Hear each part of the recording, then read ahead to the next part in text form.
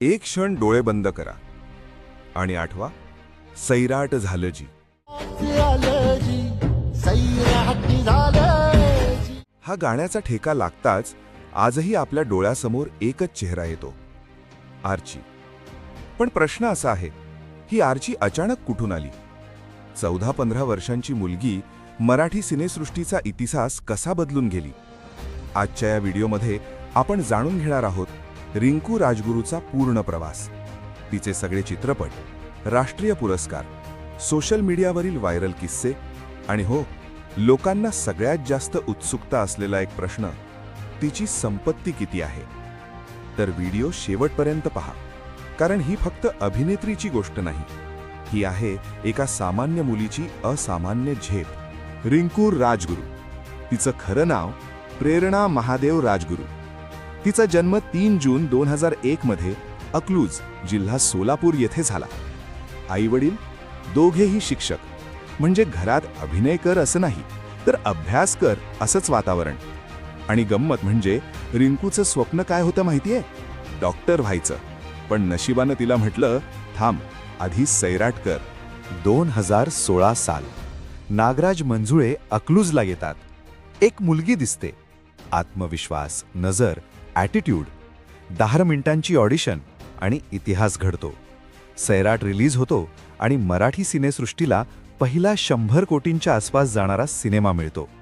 रिंकू म्हणजे आर्ची, बंडखोर, धाडसी आणि रियल. आणि मग काय, 63वा राष्ट्रीय चित्रपट पुरस्कार, स्पेशल मेन्शन. 15-16 वर्षांची मुलगी, थेट राष्ट्रीय पुरस्कार. आपण त्या वयात काय करत होतो? मी तर गणिताच्या वहीत गणिते सोडवत होतो. सैराटानंतर रिंकू थांबली नाही. मनसू मल्लिगे कन्नड, सैराटचा रिमेक. कागर, दमदार राजकीय भूमिका. मेकअप, रोमॅन्टिक हलकी फुलकी कथा. 200, हल्ला हो, सामाजिक विषय. झुंड, अमिताभ बच्चन सोबत हिंदी पदार्पण. वेब सिरीजही 100, अनपॉज्ड, अनकही कहानिया. म्हणजे आर्ची फक्त प्रेम कथा नाही, ती प्रत्येक जॉनर ट्राय करते. आज रिंकू सोशल मीडियावरही खूप ॲक्टिव्ह आहे. कधी सैराट झालं जीवर डान्स रील, कधी लावणी, तर कधी वारीत 9 वारी साडी. आणि हो, एक फोटो आणि लगेच अफवा, लग्न, नवा परशा.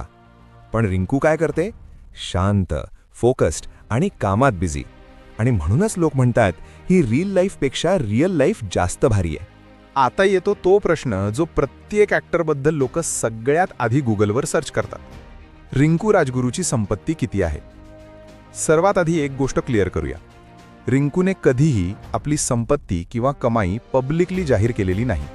पण मीडिया रिपोर्ट्स, इंडस्ट्री अंदाज आणि तिच्या कामाच्या प्रोजेक्ट्स पाहता एक अंदाज बांधला जातो. मीडिया एस्टिमेट्सनुसार रिंकू राजगुरूची एकूण संपत्ती साधारणपणे 8 ते 10 कोटी रुपयांच्या आसपास मानली जाते. आता ही कमाई येते तरी कुठून? चित्रपटांमधून. सैराटनंतर रिंकूने मराठी, कन्नड आणि हिंदी अशा 3ही इंडस्ट्रीत काम केलं. एका सिनेमासाठी मिळणारी तिची फी हळूहळू वाढत गेली.